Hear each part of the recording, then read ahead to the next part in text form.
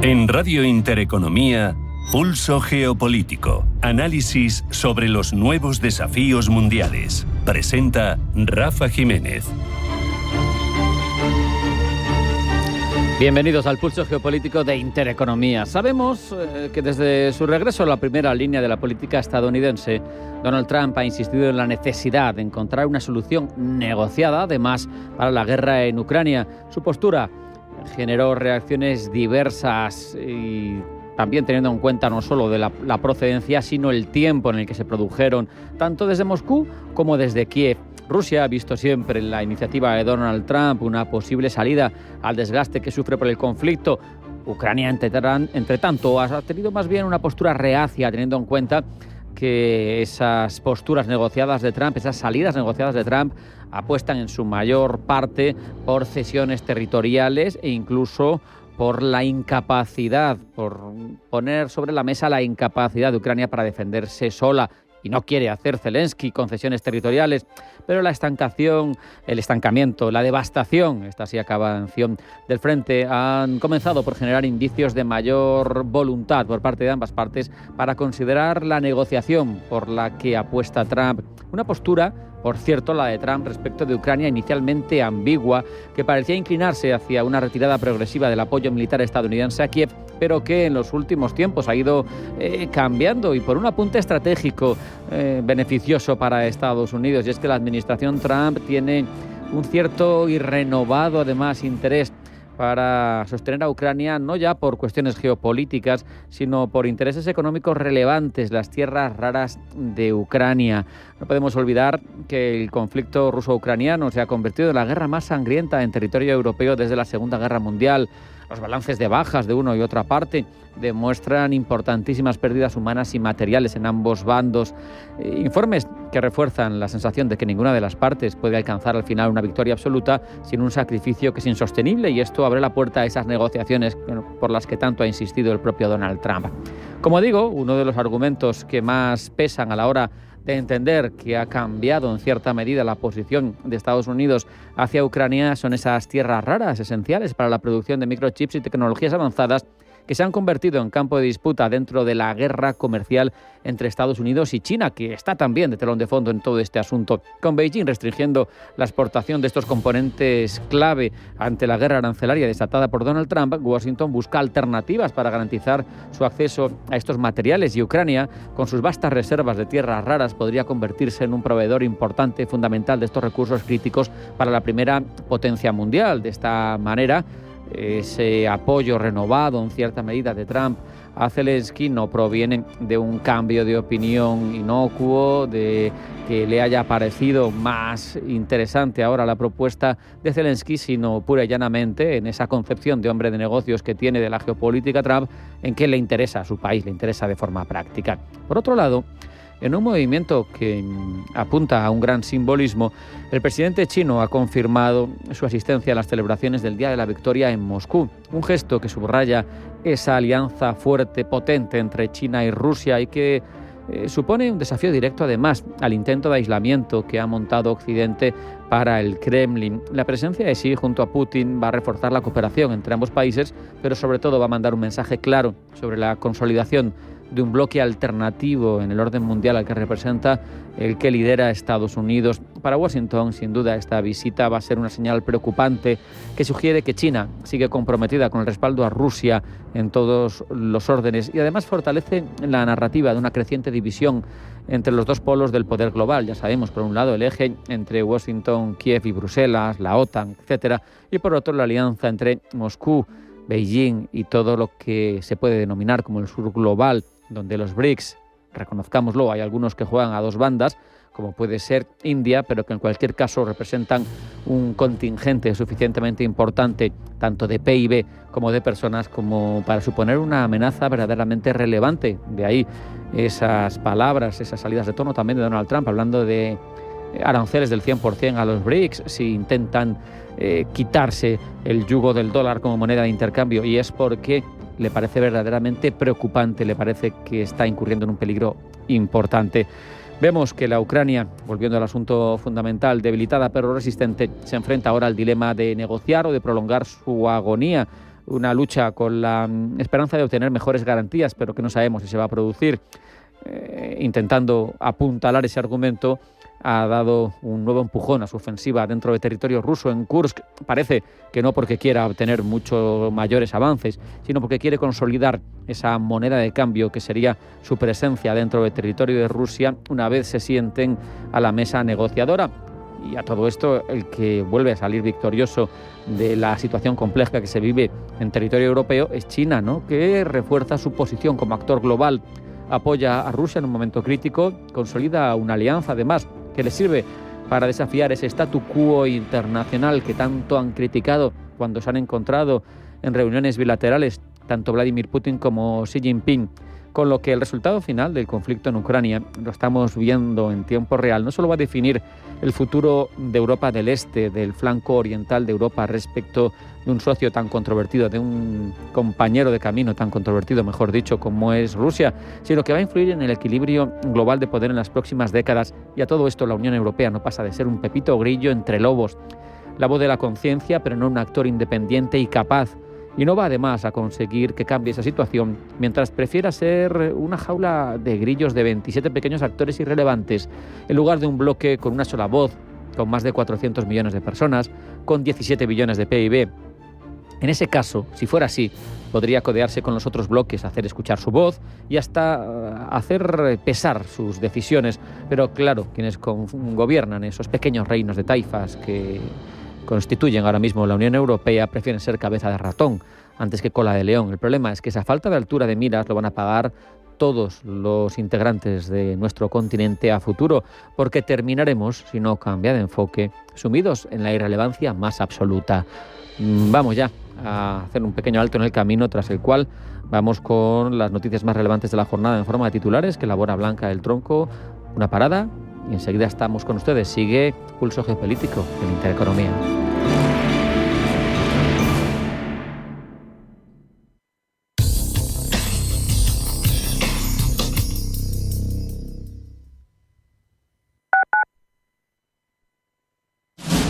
Si te gusta el séptimo arte, Vivir de Cine es tu programa. Dirigido y producido desde Hollywood por José Ignacio Cuenca y presentado por María Ayer. Toda la actualidad del cine, estrenos, festivales y críticas, sin olvidar los clásicos. Los viernes a las 12 de la noche, Vivir de Cine, en Radio Intereconomía. Alquilar con seguridad suena imposible, pero con Arrenta es totalmente arrentable. Protege tu alquiler al mejor precio con Arrenta, correduría especialista líder. Si una persona sale de un punto A por un camino difícil y otra sale de un punto B por un camino más cómodo, ¿se encontrarán? Acompañamos a personas en situación vulnerable desde la infancia hasta el final de su vida, porque nosotros no creemos en las coincidencias, creemos en las oportunidades. Fundación La Caixa. Solo es progreso si progresamos todos. Sintonizan Radio Intereconomía. ¿Qué tipo de piel tienes? ¿Te la cuidas? ¿Te proteges del sol? ¿Se te cae el pelo o se te hinchan las piernas? ¿Qué perfume puedes regalar? Deja de buscar en internet respuestas confusas, porque ahora en Belleza Capital estarás enterado de todo esto y mucho más. Los sábados de 11 a 12 de la mañana en Radio Intereconomía con Katia Rocha. Los domingos, de 6 a 7 de la tarde, entra derrapando por las ondas de la radio el escuadrón más potente, cargado de la máxima actualidad social, explicada tal cual, como es, sin paños calientes, con rigor y afán de servicio público para todos, sin palos en las ruedas. Los domingos, de 6 a 7 de la tarde, en Radio Intereconomía. Radio Intereconomía, la radio de los negocios para estar bien informado. Eres lo que escuchas.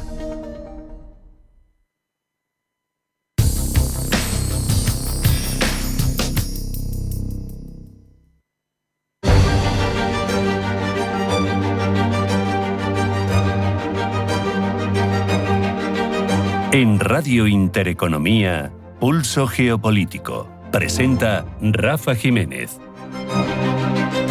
Vamos ya con las noticias que han llegado a nuestra redacción. Primero en forma de titulares que elabora Blanca del Tronco. Blanca, bienvenida, buenas tardes. Buenas tardes. Donald Trump impondrá aranceles del 25% a todas las importaciones de aluminio y acero. Una medida que Trump ya tomó en su primer mandato y que Francia ha reclamado a la Unión Europea que sea respondida de manera inmediata. Bruselas asegura que la imposición de aranceles sería ilegal y contraproducente. Por cierto, que los aranceles impuestos por China a productos estadounidenses en respuesta a los aplicados por Washington a las importaciones chinas han entrado en vigor este lunes. Trump también se reunirá con Zelensky en unos días y no descarta hablar con Putin. Trump ha destacado que siempre ha tenido una buena relación con Putin y ha incidido nuevamente en que si hubiera estado en la Casa Blanca durante el anterior mandato, la guerra de Ucrania no se habría producido. Sobre el terreno, Kiev asegura que sus tropas siguen resistiendo en la región oriental de Donetsk y afirma haber atacado con drones la refinería de Afiski en el suroeste de Rusia, que desempeña un papel estratégico en el suministro de combustible al ejército ruso.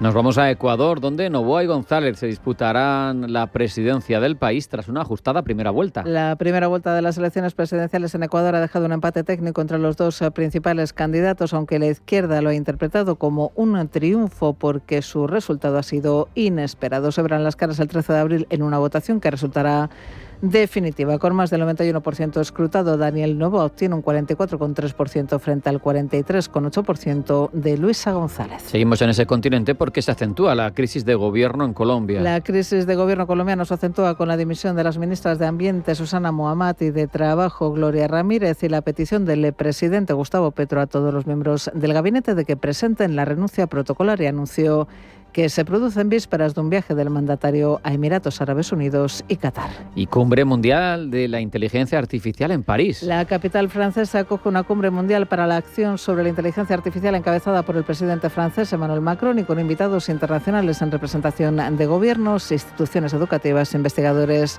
empresarios y artistas, entre los que acudirán el ministro para la Transformación Digital, Óscar López, quien aboga por regular la inteligencia artificial.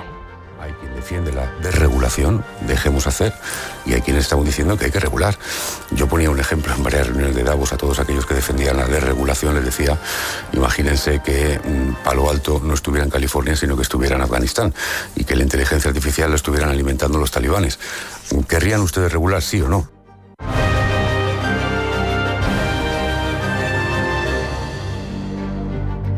Ahora vamos a ahondar en todas estas noticias de forma más profunda, en forma de crónicas, Blanca. El presidente de Estados Unidos, Donald Trump, no deja pasar un día desde que llegó a la Casa Blanca sin anunciar la imposición de nuevos aranceles, los últimos al acero y al aluminio. Cualquier acero, dice, que entra a Estados Unidos tendrá un arancel del 25%. Trump ha adelantado además que mañana o el miércoles anunciará aranceles recíprocos con otros socios comerciales sin especificar. Se trata de un paso más en su política proteccionista que llega a extremos de verdadera guerra comercial con países como China. Probablemente el martes o miércoles en una conferencia de prensa anuncie tarifas recíprocas. Si nos cobran, les cobramos. Eso es casi de inmediato, pero anunciaré más detalles. Será fantástico para todos, incluidos los demás países, pero si nos cobran el 130% y nosotros no les cobramos nada, no va a seguir así. Desde la Comisión Europea aseguran que estudiarán las medidas necesarias para proteger a las empresas que puedan resultar afectadas por la decisión de Donald Trump. Olof Gill es el portavoz de Comercio de la Comisión Europea. Nos oponemos a las barreras injustificadas al comercio libre y justo. Seguimos totalmente comprometidos con la igualdad de condiciones. Siempre tomaremos las medidas necesarias para proteger nuestros intereses económicos, así como a las empresas, trabajadores y consumidores europeos de aranceles injustificados. Bruselas además sigue apostando por el diálogo con Estados Unidos. Seguimos comprometidos con un diálogo constructivo con Estados Unidos y todos nuestros socios comerciales. Siempre estaremos dispuestos a entablar conversaciones significativas para encontrar soluciones justas y recíprocas que respeten nuestras asociaciones y los principios del comercio abierto. Ahora es el momento de la colaboración, no de la confrontación. Más contundente es la reacción que llega desde Francia. Cuyo ministro de Exteriores exige que Bruselas imponga aranceles a productos estadounidenses de forma inmediata. Desde Alemania, el canciller Olaf Scholz asegura por su parte que Europa está preparada. Estamos preparados para ello, sí, así que la respuesta es con la máxima cautela diplomática y podemos actuar como la Unión Europea en una obra. Eso también es importante para mí. De nuevo, la política comercial es competencia europea y, por cierto, una razón por la que deberíamos insistir en que como europeos nos atengamos a nuestras normas comunes. Desde el Banco Central Europeo, su vicepresidente Luis de Guindos ha advertido en declaraciones a la televisión pública de los riesgos de una guerra comercial.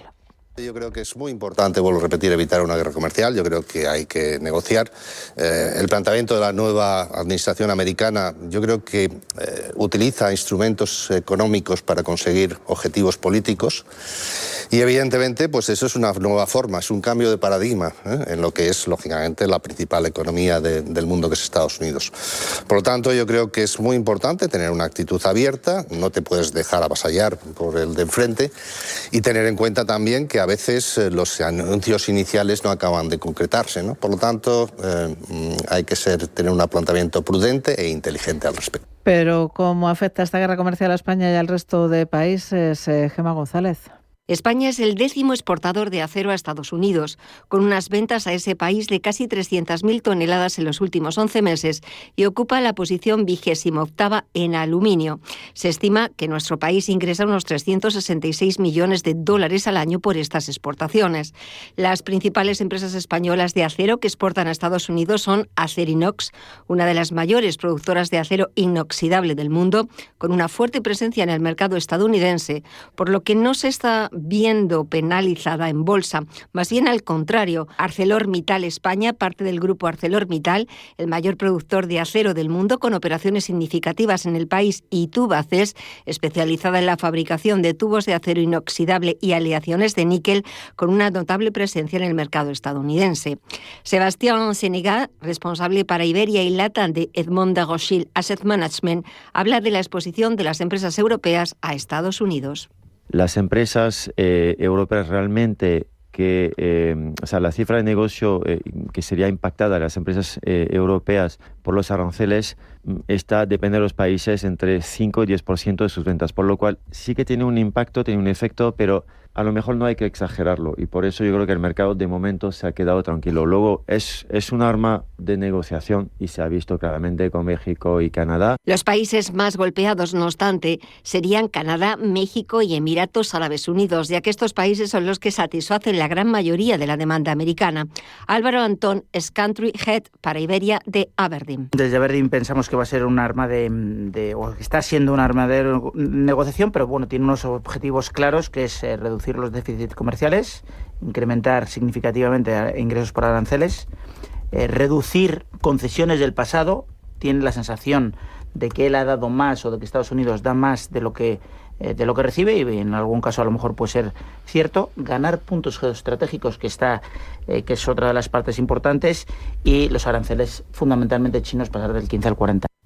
China, por su parte, ya ha activado los aranceles de represalia a productos estadounidenses por valor de 14.000 millones, mientras que Japón ha anunciado que estudiará los planes de Trump y que actuará en consecuencia. Desde el Gobierno aseguran que la Unión Europea está preparada para hacer frente a cualquier eventualidad y para defender sus intereses. El ministro de Exteriores, José Manuel Álvarez, ha evitado, eso sí, pronunciarse sobre el anuncio de Trump, porque dice Bruselas aún no ha recibido ninguna comunicación oficial al respecto. El ministro se ha recordado que la relación comercial entre la Unión Europea y Estados Unidos es, dice, la mayor en todo el mundo. Y es mutuamente beneficiosa para ambos, europeos y norteamericanos.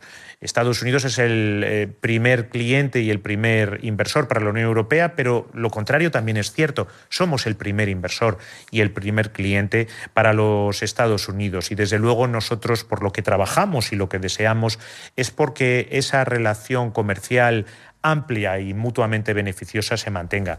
Y seguimos hablando de Donald Trump, porque en paralelo a sus anuncios sobre los aranceles, el presidente estadounidense está inmerso en una intensa agenda internacional tras verse recientemente con el primer ministro israelí. Esta semana lo hará con el presidente ucraniano y posiblemente hablará por teléfono con el presidente ruso Vladimir Putin, con quien, dice, siempre ha tenido una buena relación. Trump asegura que si hubiera estado en la Casa Blanca durante el anterior mandato, la guerra de Ucrania no se habría producido.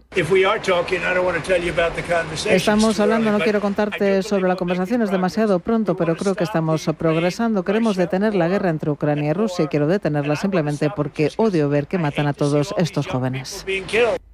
Zelensky ha reconocido por su parte que las próximas semanas pueden ser muy intensas en materia diplomática y ha valorado de forma muy positiva poder trabajar con Trump. Haremos, dice, todo lo necesario para que ese tiempo sea efectivo y productivo. El presidente ucraniano, eso sí, ha pedido garantías de seguridad. No quiere repetir la experiencia de los acuerdos de paz y las conversaciones con Rusia previas a la invasión rusa en febrero de 2022. Para Zelensky, si existen garantías de seguridad, se podrá hablar de que ha terminado la fase caliente de la guerra. Para el presidente ucraniano hay que entender que necesitan saber cuándo acabará la guerra. Y en Alemania los candidatos a la Cancillería, Olaf Scholz y Friedrich Merz, centran su primer debate electoral en la inmigración y en el auge de la ultraderecha. Pablo Llanones. La cuestión migratoria ha ocupado una tercera parte de todo el encuentro, algo previsible después de que la Unión Democristiana de Merz se uniese la semana pasada a la ultraderecha de Alternativa para Alemania para sacar a flote la polémica ley anti-inmigración. Scholz ha acusado a Merz de romper su palabra. Este, por su lado, no solo ha asegurado que no pactará con Alternativa para Alemania cuando ocupe el cargo, ya que no le hará falta, sino que además ha culpado a Scholz de provocar un aumento de los votos a favor de la ultraderecha. El problema que está en juego aquí, y lo abordamos al principio, es la Alternativa para Alemania. Cuando Scholz asumió el poder, este partido contaba con un 10,3% de votos. Ahora el señor Scholz lo deja en un 20%. Esto constituye una grave amenaza para nuestra democracia. Entre tanto, Scholz ha defendido sus actuaciones contra la inmigración. Es necesario actuar con claridad y decisión. Por eso yo, como la mayoría de los ciudadanos, estoy a favor de una política dura y restrictiva respecto a la migración irregular. Sin embargo, lo hice cumplir garantizando que hubiera controles fronterizos en Alemania y se llevaron a cabo 40.000 rechazos. Estas actuaciones, sin embargo, no solo no han cosechado apoyos para Scholz, sino que han catapultado a Merz a un 30% de los votos en las encuestas por su promesa de erradicar la inmigración ilegal de manera más rotunda.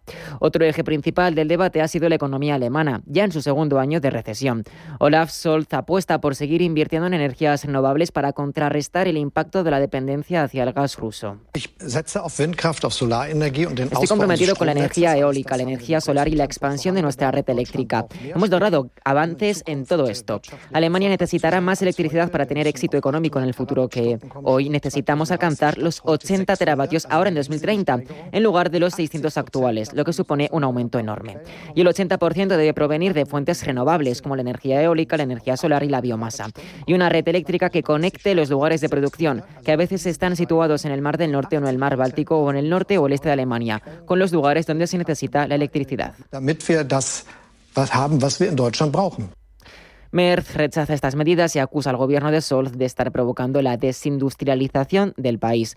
Por lo pronto, la calma respirada en este primer debate ha dejado el terreno electoral bastante intacto, algo que podría cambiar en los encuentros televisivos esperados para el 13, 14 y 16 de febrero, cuando se verán las caras los representantes del Centro Demócrata Cristiano, los socialdemócratas, Alternativa para Alemania y los Verdes. Y en Ecuador sigue el escrutinio de votos que previsiblemente acabará con un empate técnico entre el actual presidente Daniel Noboa y su principal opositor, la correísta Luisa González. Pablo.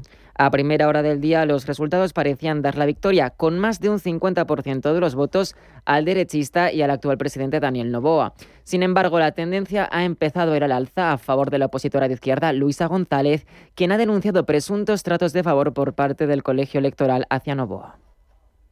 Saben las irregularidades que se han venido cometiendo desde el mismo hecho que el presidente candidato ni siquiera ha pedido licencia, ha violado la ley y la constitución, un CNE en donde la presidenta Tamaín, más que ser la custodia de la democracia, la guardiana, lo que ha sido es una jefa de campaña de Daniel Noboa, permitiendo que se cumplan y se cometan irregularidades y que no se cumpla la ley. Irregularidades o no, el 83% de la votación, o lo que es igual, 14 millones de ecuatorianos, se han decantado por el derechista o por la izquierdista, dejando en segundo plano a los demás candidatos. La segunda vuelta entre los dos se celebrará el 13 de abril, cuando se decida por la continuidad del derechista o el regreso del correísmo, que llevaba, como señalaba González en su discurso de ayer, 10 años sin ser elegido. Hemos roto la votación histórica de la Revolución Ciudadana de los últimos 10 años. Sobre el tablero político, la violencia se posiciona en el centro después de que el crimen organizado y el narcotráfico hayan convertido a Ecuador en el país más violento de Sudamérica. Noboa asumía el liderazgo del país hace tan solo 16 meses con el objetivo precisamente de reducir estas tasas. Sin embargo, la situación, como dice la opositora González, no ha hecho más que empeorar. Construir una agenda conjunta que nos lleve a esa dignidad y a esa paz que buscamos, a que pare la migración, a que pare la muerte, a que pare la violencia, porque este enero que pasó es el enero más violento de la historia del Ecuador. Contamos tantas muertes como casi los 12 meses del año 2017. Así fue ese enero. Noboa no se ha defendido al respecto, ya que ayer no se dirigió de ningún modo a sus votantes. La fecha para decidir su continuidad está fijada para el 13 de abril, momento en el que las tasas de violencia podrían haber aumentado más y poner sobre relieve la falta de capacidad de Noboa para combatir el preocupante fenómeno.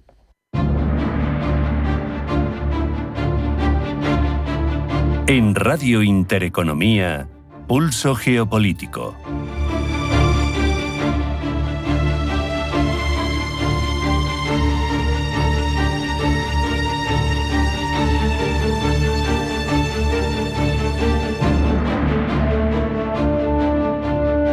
Turno para echar un vistazo a las principales cabeceras internacionales y entender cómo nos cuentan los sucesos de ese ámbito y cómo contrasta el tratamiento de unas y de otros. Ese empeño lo desarrolla para nosotros en cada una de nuestras ediciones Pablo Llanone. Pablo, bienvenido, buenas tardes. Buenas tardes. Se han celebrado en Ecuador elecciones presidenciales muy reñidas, lo hemos contado, entre el presidente actual, Daniel Noboa, y su principal opositora, Luisa González. Pues bien, desde Reino Unido, The Guardian nos cuenta que el país latinoamericano acude a las urnas en medio del aumento de violencia de pandillas vinculadas al narcotráfico. La mayoría de votantes han sido anteriormente víctimas de la ola de delitos relacionados con el tráfico de cocaína. Tras una campaña electoral cuyo discurso se centraba precisamente en la reducción de la criminalidad, algunos pronósticos apuntan a que esto no va a beneficiar mucho a Daniel Noboa. Durante su mandato, el que es el actual presidente ha tomado medidas ejecutivas que, según The Guardian, han sido audaces para acabar con los delitos violentos, incluida la declaración del estado de emergencia y el despliegue del ejército en las calles, actuaciones que, sin embargo, no han sido bien vistas por todos los observadores. Con alrededor del 90% de los votos escrutados, Noboa había obtenido el 44,4% de los votos y su rival Luisa González estaba muy poco por detrás, con el 43,9%. Los resultados los llevarán a una segunda vuelta. The Hindustan Times nos cuenta que los matrimonios chinos han caído una quinta parte en 2024. Esto, dice el medio hindi, aviva aún más las preocupaciones sobre la tasa de natalidad, que en los últimos tiempos se ha resentido debido a la disminución del interés de los jóvenes por casarse y formar una familia, así como por el elevado coste de la educación y el cuidado de los niños en China. El año pasado, más de 6 millones de parejas se registraron para casarse, frente a los casi 8 millones del año anterior. Aún así, debido a la alta demografía de China, que ya supera los 1.400 millones de personas, algunas autoridades perciben esta noticia como un alivio más que como una preocupación. La India mira a China, pero China también mira a la India. The South China Morning Post nos cuenta que el primer ministro indio, Narendra Modi, ha consolidado su dominio nacional en las últimas elecciones estatales de Delhi.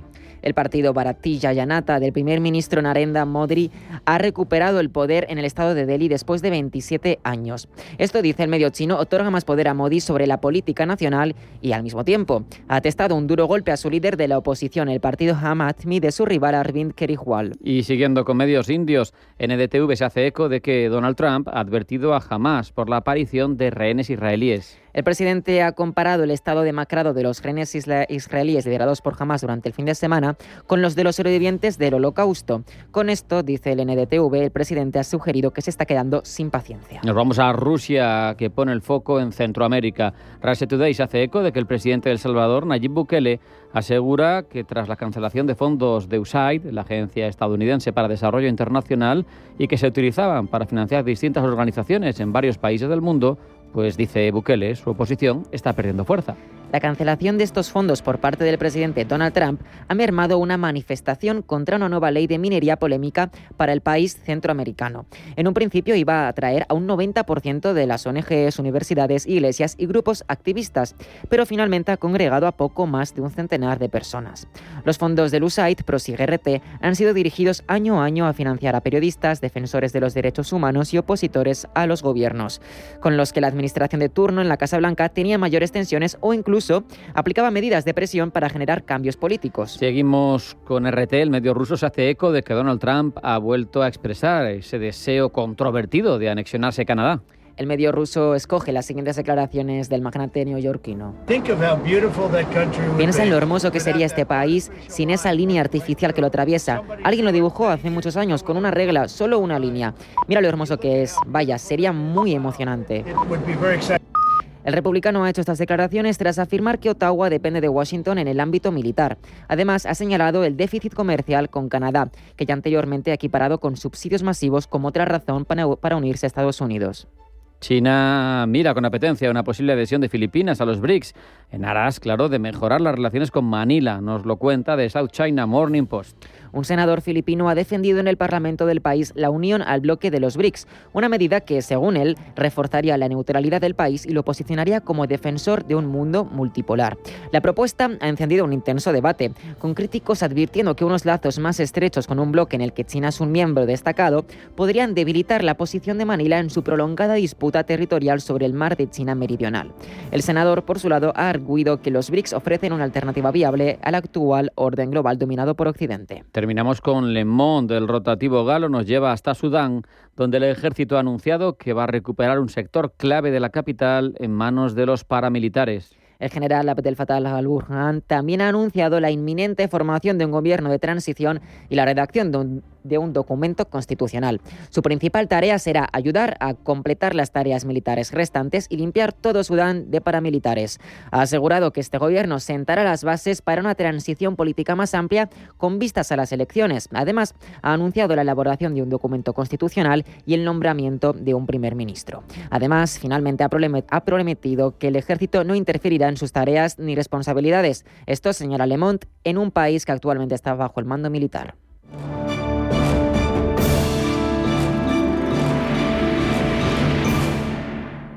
¿Sabías que las empresas con mayor diversidad suelen tener mejores resultados financieros? La estrategia Global Diversity Engagement de Nordea invierte en compañías líderes en diversidad y colabora con las que van por el mismo camino, porque la diversidad importa también en lo financiero. Descubre más en nordea.es.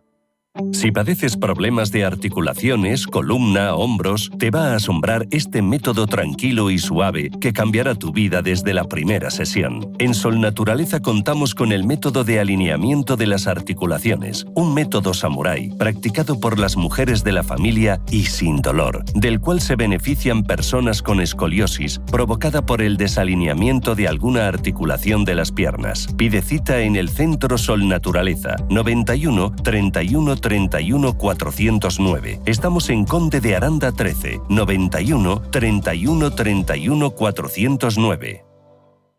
Estamos en constante cambio. El mundo cambia. Cambia nuestro entorno. Cambios que nos hacen reflexionar. Cambios que nos hacen apostar por fórmulas diferentes. En la radio apostamos por el sector inmobiliario. Súmate al cambio con IDE Inmobiliario. Cada miércoles y jueves a las 11 de la mañana con Elena Fraile en Radio Intereconomía. Nos sumamos al cambio.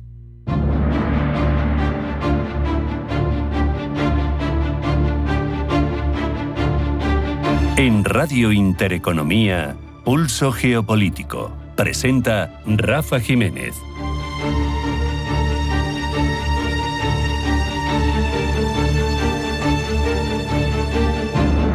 Save the Children y Naciones Unidas denuncian la situación de agresividad sin precedentes que se vive en Sudán por el conflicto entre el ejército de este país y el grupo paramilitar Fuerzas de Apoyo Rápido, que vive ahora su peor espiral de violencia y hambruna desde que empezó la guerra.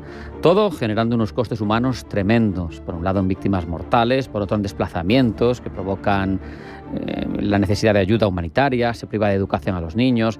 Un conflicto, este de Sudán, como muchos de los que suceden en África, silenciado en su mayor medida, por lo menos en lo que se refiere al eco que tienen de forma masiva otros conflictos en las primeras planas de los medios europeos. Y eso a pesar de que estamos ante una situación que sume a Sudán en la mayor catástrofe humanitaria del mundo, según el Comité Internacional de Rescate. De todo ello hablamos los próximos minutos con Óscar Goñi Iribarren, que es investigador de la Universidad de Navarra. Óscar, bienvenido, buenas tardes. Hola, ¿qué tal? Muy buenas tardes. Explícanos brevemente cómo comenzó este conflicto armado en Sudán y qué factores han llevado a esa reactivación que sufrió en 2023. Claro, pues lo primero de todo, para entender el conflicto que está ocurriendo ahora mismo en Sudán, esta guerra civil, tenemos que remontarnos al año 2023, en el que se produce un golpe de Estado propiciado por las fuerzas de apoyo rápido contra el gobierno y el ejército sudanés. Para entender este golpe de Estado, tenemos que remontarnos todavía al año 2019. Hasta el año 2019 había estado gobernando el general Bashir, un gobierno dictatorial que se había prolongado durante casi 30 años, y en este año 2019 se viven una serie de manifestaciones y de protestas que implican que caiga ese régimen y se comienza con un proceso de transición a la democracia. Sin embargo, en el año 2021 es el propio ejército y los paramilitares, las fuerzas de apoyo rápido, quienes paradójicamente hoy se enfrentan. En aquel año 2021 se alían para dar otro golpe de Estado y poner fin a este proceso de transición. Están 2 años con esta solución hasta que, como comentábamos, en el año 2023 estalla una guerra civil entre estos dos grupos. El impacto humano, lo comentaba al comienzo, parece devastador, ¿no? Millones y millones de personas dependiendo de ayuda humanitaria, también entre 10 11 millones de desplazados. La población civil al final es la más afectada, ¿no? ¿Tenemos alguna zona especialmente damnificada por todo esto? Absolutamente. Ahora mismo, según datos de Naciones Unidas, el conflicto en Sudán supone la mayor crisis humanitaria que está viviendo ahora mismo el planeta, donde además me permito añadir que casi la mitad de los habitantes de Sudán se encuentran en una situación de inseguridad alimentaria. En cuanto a si hay algún lugar más castigado que otro, sí, efectivamente, dentro de esta guerra tenemos un lugar que juega un rol muy importante, tanto para entender el conflicto como para comprender el sufrimiento de la población civil, que es Darfur. Darfur es una región del oeste ubicada al oeste de Sudán, en el que conviven diferentes etnias de origen árabe y etnias de origen no árabe. Entonces, en esta zona, a pesar de haber sido ya durante principios del siglo XXI una zona donde se llevó a cabo un genocidio, se llevaron a cabo acciones de limpieza étnica y crímenes de guerra, precisamente por una serie de grupos, de milicias, que con el tiempo han acabado integrando, ¿no?, las fuerzas de apoyo rápido. En este lugar, en Darfur, además de la crisis humanitaria tan terrible que se está viviendo, se están observando también probables crímenes de guerra, incluso crímenes contra la humanidad, especialmente contra un grupo determinado, los Mazalit, que es un grupo perteneciente a una etnia no árabe. Es tremendo, sí, el hecho de esa violencia hacia, en concreto, esos Mazalit.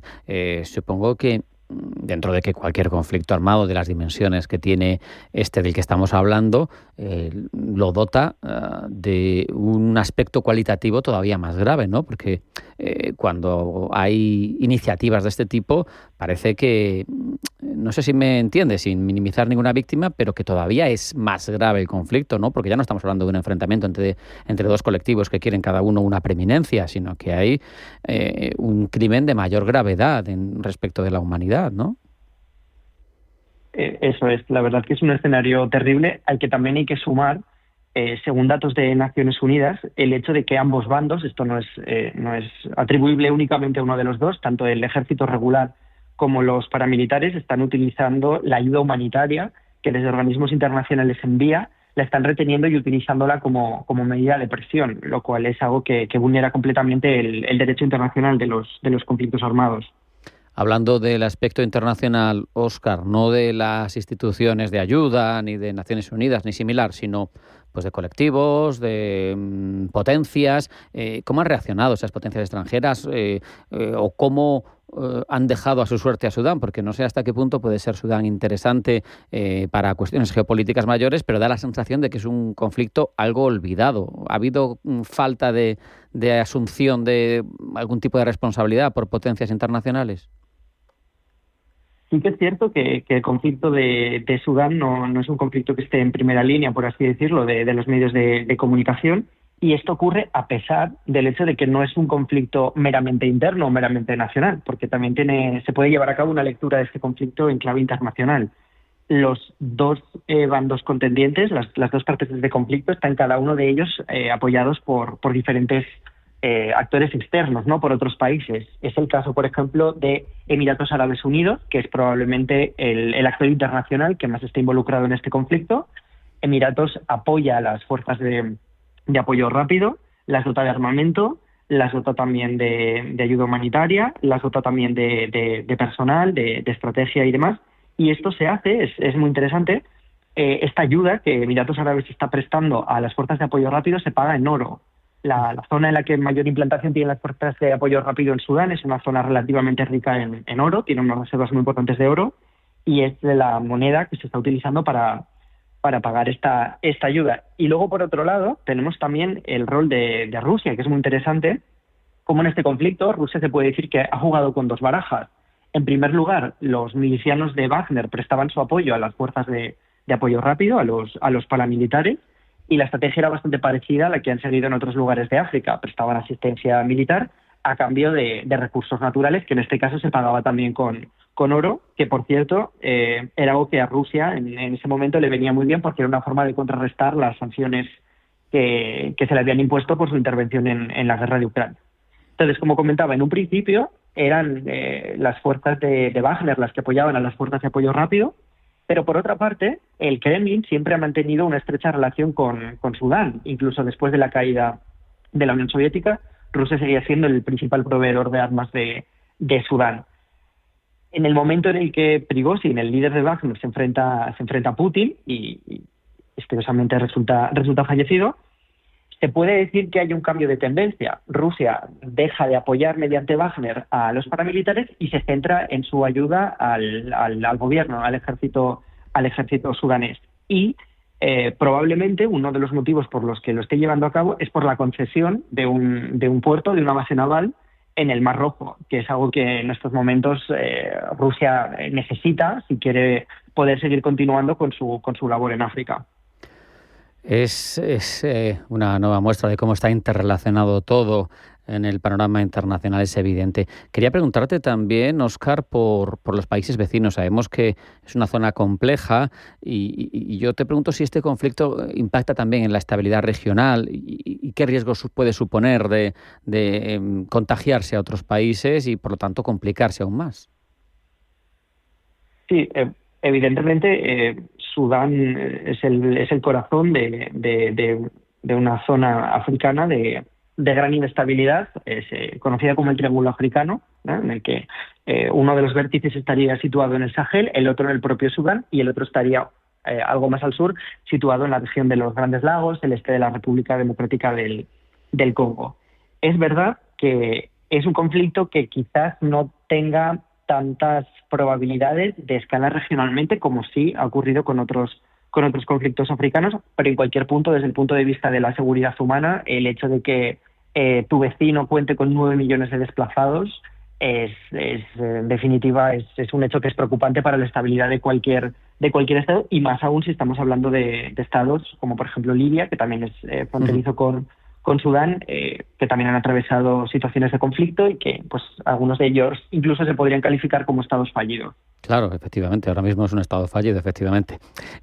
Pues para ir cerrando un poco, te preguntaría, Óscar, ¿qué salidas se ven a este conflicto para, por un lado, aliviar crisis humanitaria, pero por otro, darle fin? ¿Haría falta una intervención decidida de terceros? ¿O cómo puede la comunidad internacional involucrarse de manera más eficaz? No sé. Claro, la comunidad internacional cuenta con una serie de instrumentos para poder involucrarse, pero en absolutamente todos y cada uno de ellos es imprescindible la voluntad política, que es algo que parece que en este conflicto no parece que esté demasiado presente el involucrarse. Y que es verdad que desde septiembre de este año 2024 y especialmente en estas primeras semanas del año 2025 se está apreciando un claro avance del ejército sudanés. Probablemente podría ser atribuible a este cambio de postura que comentábamos de Rusia, y como comentaba, el ejército sudanés está logrando grandes avances, sobre todo de cara a retomar el control total sobre Jartum, sobre la capital. Y recientemente se ha podido filtrar a través de la prensa que su avance puede ser todavía incluso mayor del que se pensaba, puesto que están ya contemplando un posible escenario posconflicto con el diseño de un nuevo gobierno de carácter tecnócrata e incluso la elaboración de una nueva constitución ya de cara a una situación posterior, ¿no?, a la guerra. Sin embargo, otro de los factores también que está teniendo en cuenta ahora mismo el ejército regular implica el dejar completamente de lado a las fuerzas de apoyo en una hipotética o futuro diseño institucional nuevo para Sudán.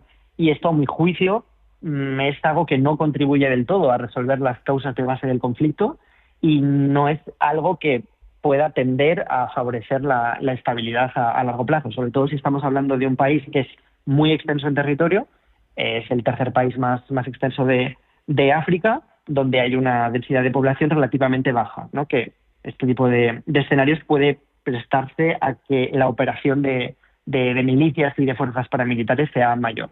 No sé si incluso tenemos algún peligro de que si la ayuda al final es rusa, pues quiera otra junta militar títere, ¿no?, como tienen otros países, en este caso del Sahel.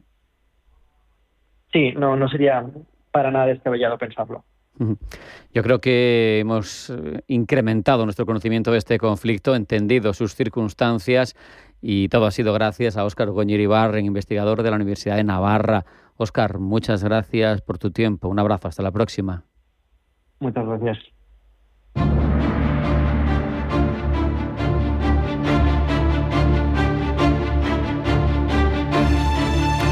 Sabemos, porque nos hemos ocupado de ello, no porque lo conociéramos hace mucho tiempo, que las tierras raras son relevantes, son motivo de mención y titulares desde hace un tiempo por su relevancia en nuestra capacidad tecnológica y por, sobre todo, las rivalidades geopolíticas que se están configurando en torno a su comercio, a su extracción y a su procesado. Ahora surgen también como argumento para un posible apoyo de Estados Unidos a Ucrania, que empezaba a flaquear, y sería a cambio de esas tierras raras que China, a su vez, sufriendo aranceles de Donald Trump, pues no le quiere vender a Washington. Pero queremos saber más, queremos incrementar nuestro bagaje, nuestro conocimiento en torno a esas tierras raras, y por eso hablamos los próximos minutos con Joan Square, que es geólogo y profesor de la Universidad Carlemany. Joan, bienvenido, buenas tardes. Muy buenas tardes. Te pregunto por precisamente qué puede poner sobre la mesa Ucrania, qué riqueza natural, si hay yacimientos importantes, si tiene reservas, si tiene un catálogo amplio de tierras raras o de minerales interesantes en general, no solo las tierras raras estrictamente hablando, materiales críticos que pueda poner sobre la mesa en un momento dado a cambio de apoyo. ¿Cómo lo ves tú desde el punto de vista geológico? Pues tiene un potencial enorme y una realidad más discreta. Uh-huh. ¿Cómo me voy a explicar? Utilizando dos conceptos claros, que son por una parte el recurso y por otra parte el concepto de reserva. El concepto de recurso es el potencial que tú tienes, es decir, a partir de ciertos estudios y de ciertas investigaciones te das cuenta de que en tu territorio tienes cierta riqueza potencial porque has encontrado una serie de indicios y eso lo convierte ya, puedes hacer unos primeros cálculos estimativos, lo convierte en un recurso, ¿no? Pero desde que ese recurso pasa a ser reserva tienes que trabajarlo más, yo te tengo que poder contestar de cuánto, cómo, con qué costes, qué leyes, todas estas cosas. Y es aquí donde Ucrania todavía tiene que hacer bastante los deberes. De todas formas, como las tierras raras son muy apetecibles, de hecho, El principal productor de tierras raras sigue siendo la China con un 60%, pero es que el principal, digamos, refinador y procesador de esos metales también es la China, es decir, todo el mundo le lleva los materiales allí, entre otras cosas porque ambientalmente es muy exigente, es contaminantemente muy exigente y bueno, China de momento lo tiene bastante por la mano, a pesar de que también trabaja para remediar sus contaminaciones, ¿no?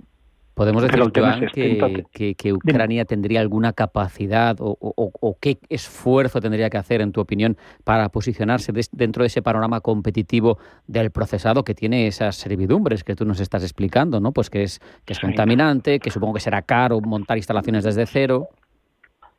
Sí. Bueno, Ucrania, de hecho, el Servicio Geológico Ucraniano y otras entidades, entre ellas empresas extranjeras, como por ejemplo pueden ser empresas chinas, que están detrás de este mercado. Ya te he dicho que es casi un monopolio chino el mercado de las tierras raras, y están detrás de Ucrania, están detrás de Groenlandia, que también ha salido en los medios por el mismo tema hace unas semanas, ¿no? Y el tema es que Ucrania todavía no tiene unas minas operativas para sacar esas tierras raras o unas producciones, digamos, que sean interesantes. Y luego está pasando otra cosa, la guerra lo ha cambiado todo. Resulta que los yacimientos supuestamente más ricos de tierras raras, ya te digo que no son realidades todavía, sino que son áreas investigadas, pero no lo suficiente como para hablar de reservas y de reservas en grado serio, ¿no? Entonces, el 40% de los hipotéticos yacimientos minerales de tierras raras están ocupadas por los rusos hoy en día, ¿no? Claro. Entonces, Ucrania tampoco controla todo su territorio en este sentido, su territorio minero, ¿no? Y eso es también un hándicap. Sí que es verdad que hay muchos interesados en la consecución de esos materiales, empezando por la propia Unión Europea, los Estados Unidos, o sea, ya veis como Trump, a pesar de que es un apóstol de los hidrocarburos, se interesa mucho también por las tierras raras, al menos por las de Groenlandia y ahora por las de Ucrania, entre otras cosas, para cobrarse la ayuda militar que el gobierno Biden le ha dado a Ucrania, ¿no? Joan, recuérdanos... Y ese es un poco... Sí. Ay, perdona, que pensé que habías terminado. Es que como tienes ese hablar de profesor tan pausado y estamos por teléfono, perdóname que te he interrumpido. No te preocupes. No, te iba a pedir que hicieras un poco de pedagogía con nosotros y que nos explicaras por qué son tan importantes en la tecnología moderna y en la industria global tanto tierras raras como minerales críticos. Sí, las tierras raras son minerales críticos, pero el concepto de mineral crítico pasa no solo por su rareza, sino también por la facilidad de suministro. Y entonces hay otros minerales que no son tierras raras, pero que son minerales críticos.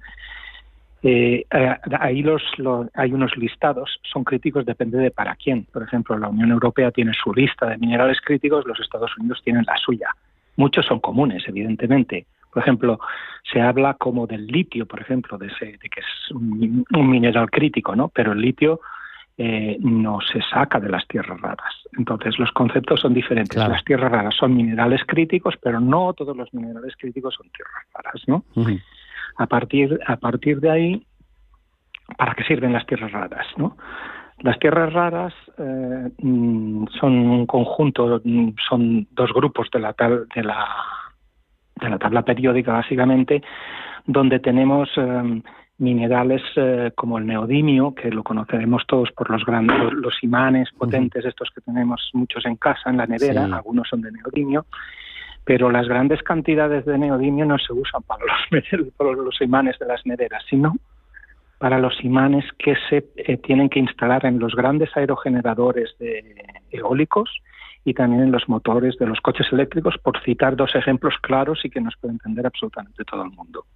Eso por lo que hace caso con el neodimio, pero hay otros materiales, otros elementos de las tierras raras, como el praseodimio, como el iterbio, muchos que son como más raritos, pero a pesar de todo, son muy utilizados en industrias muy estratégicas y sensibles.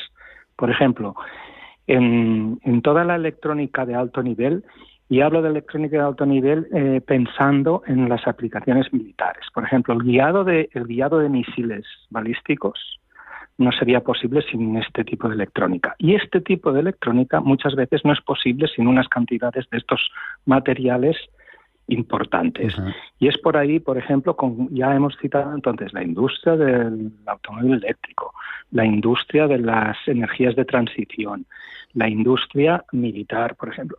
Ya con estas tres ya estamos citando la importancia que tienen las tierras raras.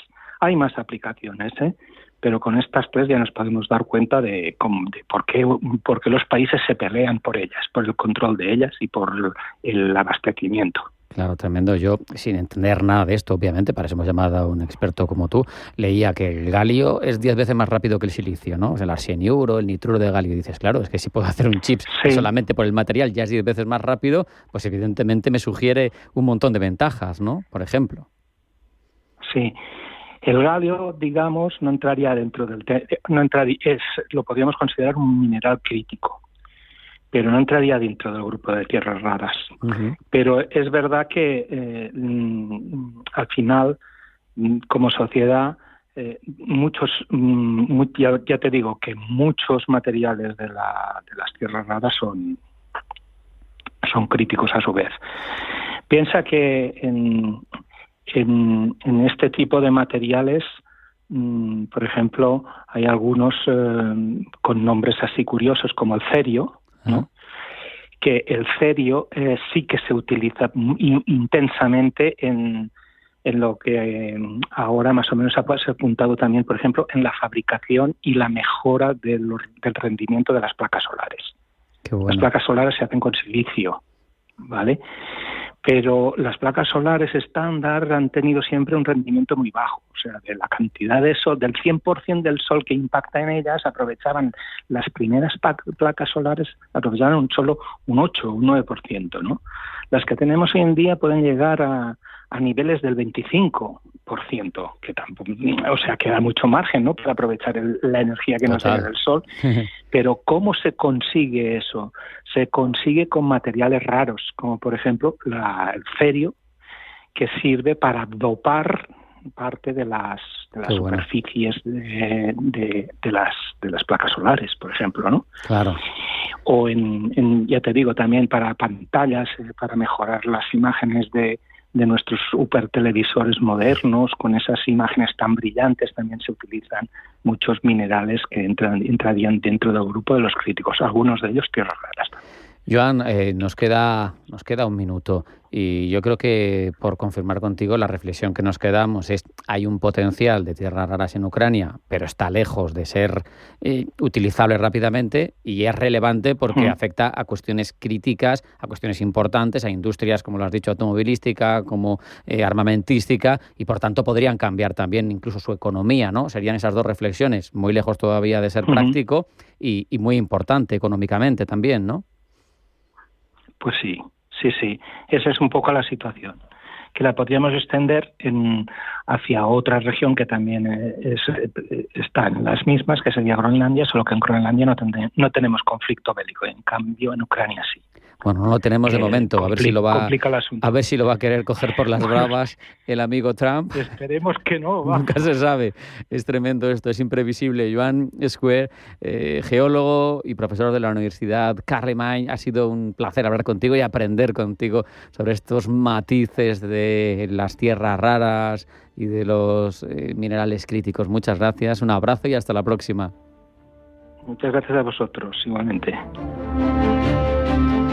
Hasta aquí hemos llegado en esta edición de Pulso Geopolítico, en la que les hemos contado, como es habitual, todas las noticias más relevantes, y luego hemos andado en dos cuestiones: un conflicto con millones de desplazados y de personas que necesitan ayuda humanitaria y que está silenciado, como es el caso de Sudán, y en el que hemos ahondado en las posibilidades de Ucrania con las tierras raras, ahora que las menciona Donald Trump.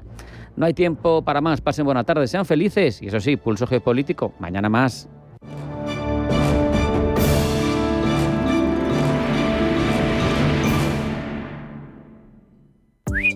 Solo querías llegar a casa, no ser objeto de acoso. Es una foto íntima, no una imagen para difundir. Si has sido víctima de una agresión sexual, cuéntanoslo. Atiendo a Castilla y León. En Salamanca, Paseo del Rector Esperabé número 6. Campaña financiada por la Unión Europea, Fondos Next Generation, Plan de Recuperación y Junta de Castilla y León. Si te sientes cansado, sin energías o con el estrés del día a día, confía en Moshi Moshi, un producto de Sol Naturaleza para mineralizar tu cuerpo integralmente y ganar en vitalidad. Renuévate y obtén el beneficio de los minerales con Moshi Moshi. Infórmate en el 91 31 31 409 o en solnaturaleza.es. Te esperamos. Informe Galindo es un programa dedicado a la investigación, la lucha contra el ciberfraude y la mala praxis empresarial. Informe Galindo. Recuerda este nombre porque va a dar mucho que hablar. Cada lunes de 10 a 11 de la noche en Radio Intereconomía con Juan Carlos Galindo. Los mercados financieros. Las bolsas más importantes. Información clara y precisa. Esto es Radio Intereconomía.